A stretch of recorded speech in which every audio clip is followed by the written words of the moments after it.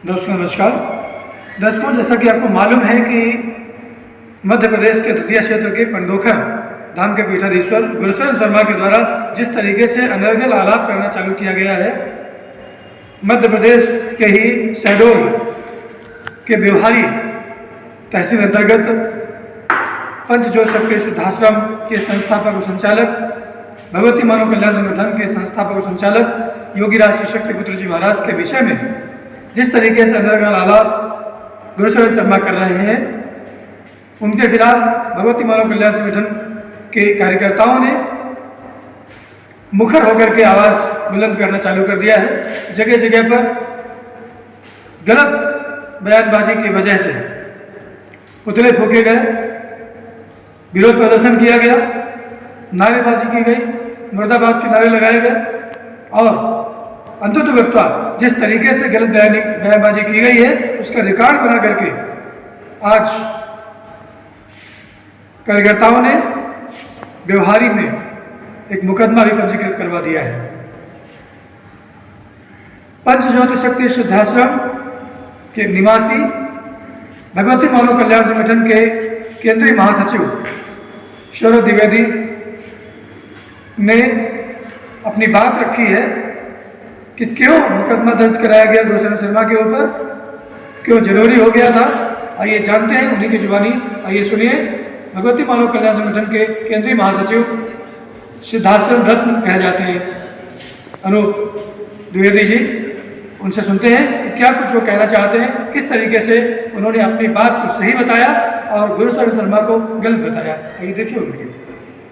Police प्रशासन के द्वारा तुम्हारे विरुद्ध एफआईआर दर्ज की गई है और यह एफआईआर एक प्रमाण है कि तुम गलत हो, कि दुर्योधन वह भी दे न सका, आशीष समाज का ले न सका, उल्टे हरि को बांधने चला, जो था असाध्य साधने चला। जब नाश मनुज पर छाता है, पहले विवेक मर जाता है।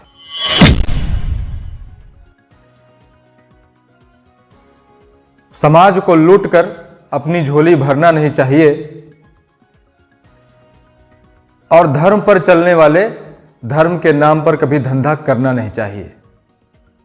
यह कोई नई बात नहीं, भारत देश का बच्चा बच्चा जानता है कि धर्म धारण करने की चीज है। धर्म के नाम पर कभी समाज को लूटा और ठगा नहीं जाता और लूटा ठगा जाना भी नहीं चाहिए, क्योंकि धर्म समाज में सुख शांति की स्थापना के लिए है। और यही बात 2 माह पूर्व महाशंखनाथ शिविर जो आश्रम में लगा हुआ था, उसमें परम पूज्य परमहंस योगीराज श्री शक्ति पुत्र जी महाराज के द्वारा पंडोखर धाम के गुरुशरण शर्मा को दी गई थी।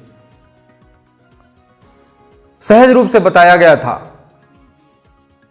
कि तुम्हारे पंडोखर धाम में समाज को ठगा और लूटा जा रहा है, तुम्हारे पंडोखर धाम में अनैतिक क्रियाएं चल रही हैं, उसे बंद कर दो, क्योंकि तुम हनुमान जी का नाम लेते हो और हनुमान जी का नाम लेकर के समाज को ठगना अच्छी बात नहीं। कहीं ना कहीं समाज की भावना आहत हो रही है, कहीं ना कहीं समाज का गरीब वर्ग, ऐसा व्यक्ति जिसके पास कोई सहारा नहीं, ऐसे लोगों को ठगा जा रहा है। परम पूज्य गुरुदेव जी महाराज के द्वारा स्पष्ट रूप से समाज ने सुना था, देखा था कि परम पूज्य गुरु के द्वारा स्पष्ट रूप से गुरुशरण शर्मा को रोका गया था, समझाया गया था। लेकिन समझने की बात तो दूर, कुकर्मों का इतना ज्यादा प्रभाव, कुसंस्कारों का इतना ज्यादा प्रभाव था गुरुशरण शर्मा के ऊपर कि समझने की बात तो दूर, बौखला गए सुनकर के कि किसी ने मेरे विरुद्ध आवाज कैसे उठा दी। उस वाक्य को याद करता हूं तो मुझे महाभारत का वह दृश्य याद आता है जिसमें दुर्योधन ने पांडवों का हिस्सा छीन लिया था। तब कृष्ण भगवान ने कहा कि ज्यादा नहीं, सब ले लो, 5 गांव दे दो, लेकिन 5 गांव भी देने पर उसने मना कर दिया।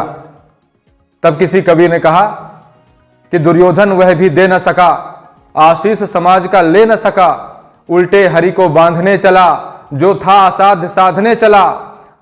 जब नाश मनुज पर छाता है, पहले विवेक मर जाता है।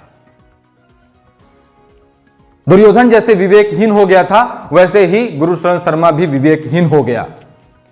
जहां उसको समझना चाहिए था, अपनी दिशा सुधारनी चाहिए थी, वहां परम पूज्य सद्गुरुदेव योगीराज श्री शक्ति पुत्र जी महाराज के खिलाफ अपशब्द कहना प्रारंभ कर दिया। अनर्गल प्रलाप करना प्रारंभ कर दिया, गालियां देना प्रारंभ कर दिया, अश्लील शब्द गढ़ने प्रारंभ कर दिए, झूठे लांछन आरोप लगाने प्रारंभ कर दिए कि किसी तरह मैं भी इस तरह की बातें करूं, मैं गलत आरोप लगाऊं, मैं चिल्लाऊं तो हो सकता है परम पूज्य शक्तिपुत्र जी महाराज की आवाज बंद हो जाए। लेकिन गुरुशरण शर्मा जैसे मूर्ख प्राणी को, विवेकहीन को यह पता है नहीं कि परम पूज्य शक्तिपुत्र जी महाराज की आवाज सत्य धर्म की स्थापना के लिए उठती है, कभी व्यक्तिगत ईर्षा द्वेष के लिए नहीं उठती। समाज में सुधार हो, समाज में शांति की स्थापना हो, सत्य धर्म की स्थापना हो, इसीलिए परम पूज्य गुरुवर ने गुरुशरण शर्मा तुम्हारे विरुद्ध आवाज उठाई थी, लेकिन तुमने उसको समझा नहीं।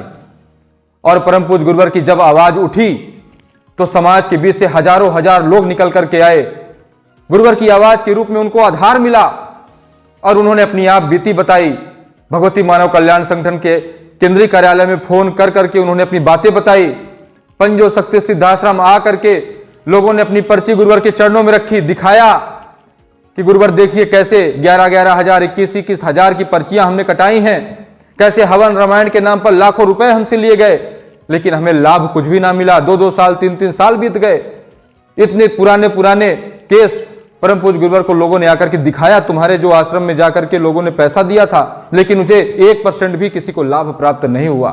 समाज की यह व्यथा थी, समाज कहीं ना कहीं बड़े पैमाने पर चला जा रहा था, इसीलिए गुरुवर ने आवाज उठाई थी और उन लोगों ने समय के साथ आकर के अपनी बातें प्रमाणित की। जो भगवती मानव कल्याण संगठन की YouTube चैनल में वो सभी वीडियोस डाले गए हैं, समाज आज प्रमाण देख रहा है। इसके बाद भी गुरुशरण शर्मा तुमने स्वयं में सुधार नहीं किया। प्रत्यक्ष को प्रमाण की आवश्यकता नहीं होती, प्रमाण सामने था, लेकिन तुम्हें समझ में बात नहीं आई। तुम्हारा विवेक मर चुका, कुकर्मों का इतना अभ्यास हो गया कि सत्कर्मों की तरफ तुम्हारा दिमाग ही नहीं गया कि पूरा समाज मेरे विरुद्ध खड़ा है आज, तो मुझे सुधार करना चाहिए। तुमने उल्टी गालियां देना शुरू कर दी। परम पूज्य गुरुवर के लिए न जाने क्या क्या बातें तुमने कही, और गुरुवर यही दिखाना चाहते थे कि धर्म की गद्दी पर बैठे हुए ये लोग आखिर में हैं कैसे। भेड़िए की खाल ओढ़े शेर के रूप में ये बैठे हुए लोग हैं। गुरुवर यही समाज को दिखाना चाहते थे और तुम्हारे रूप में वह समाज ने देख भी लिया। इतनी अभद्रता, इतनी गालियां, उसके बाद भी गुरुवर ने बार बार तुम्हें समझाया, लेकिन तुम्हें समझ ना आया। लेकिन गुरुवर के शिष्यों को सहन ना हुआ, समाज के लोगों को सहन ना हुआ, और तुम्हारे विरुद्ध उन्होंने कानून के पास जाकर के शासन प्रशासन को ज्ञापन सौंपा कि एक तो मगरमच्छ की भांति यह आदमी समाज को लूट रहा है, ठग रहा है, निगल रहा है, और उल्टे अगर किसी योगी ऋषि के द्वारा उसके विरुद्ध आवाज उठाई जा रही है तो उनके विरुद्ध उसके द्वारा गालियां दी जा रही हैं। अच्छा, तुम्हारे लिए ज्ञापन सौंपा गया परम पूज्य गुरुवर के शिष्यों के द्वारा, तुम्हारे पुतले जलाए गए चौराहों पर। उन्होंने अपना विरोध इस तरह से दर्शाया, जहां तुम्हें गुरुवर ने गलत माना, समाज ने गलत माना, गुरुवर के शिष्यों ने गलत माना, वहीं आज वह समय भी आ गया है कि जब तुम्हें कानून ने भी गलत मान लिया है। कानून की नजरों में भी तुम गलत साबित हो गए हो। इन 3 महीने की यात्रा में तुमने कई बार जान से मारने की धमकियां दी, कई बार तुमने अश्लील गालियां दी, कई बार तुमने झूठे आरोप लगाए, हद पार जाकर के तुमने अपमान किया।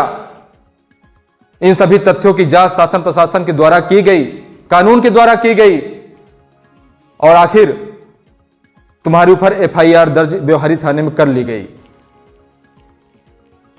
पूरे जांच पड़ताल करने के बाद, एक एक तथ्यों को देखने के बाद पुलिस प्रशासन के द्वारा तुम्हारे विरुद्ध FIR दर्ज की गई है, और यह FIR एक प्रमाण है कि तुम गलत हो।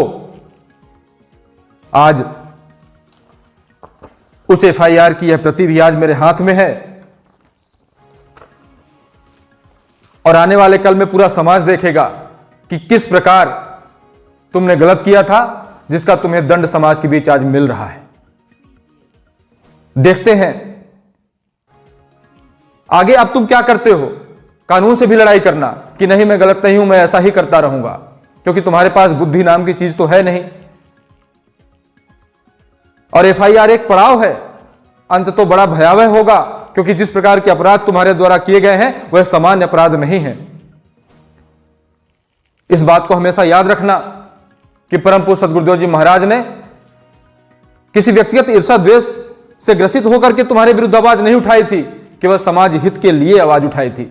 पिछले दिनों तुमने क्या कहा था कि हे श्री शक्ति पुत्र जी महाराज, अगर आप में तब बल की शक्ति है तो ऐसा कर दीजिए कि मेरा मुंह टेढ़ा हो जाए। तो परम पूज्य सद्गुरुदेव जी महाराज के द्वारा तुम जैसों का मुंह टेढ़ा करना कोई बड़ी बात नहीं है। तुमने कहा था लकवा मार जाए मेरे मुंह को, कोई बड़ी बात नहीं है, लेकिन गुरुवर ने कहा है कि तुम्हारे मुंह को भी लकवा अगर मार जाएगा, तुम्हारा मुंह टेढ़ा हो भी जाए, तो तुम्हारे जैसे जो सैकड़ों सैकड़ों लोग अभी और बैठे हुए हैं धर्म का शोषण करने वाले, उनका क्या होगा?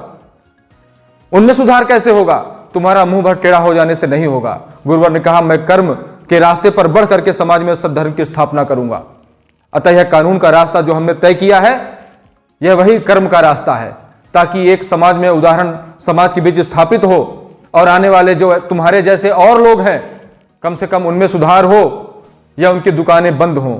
वह रास्ता समाज के बीच स्थापित किया जा रहा है, समाज को जागृत किया जा रहा है कि समाज भी जागृत हो। ये सारी प्रक्रियाएं उसी सत्य धर्म की स्थापना का हिस्सा है।